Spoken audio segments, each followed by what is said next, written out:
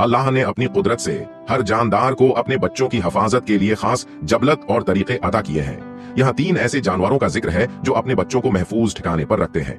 Number 1, उकाब। उकाब एक बुलंद मकाम पर अपना घोंसला बनाता है, जैसे पहाड़ों की चोटियां या ऊंचे दरख्त। इसका घोंसला मजबूत शाखों और नर्म मवाद से बनाया जाता है ताकि बच्चों को मौसम की सख्तियों और शिकारियों से बचाया जा सके।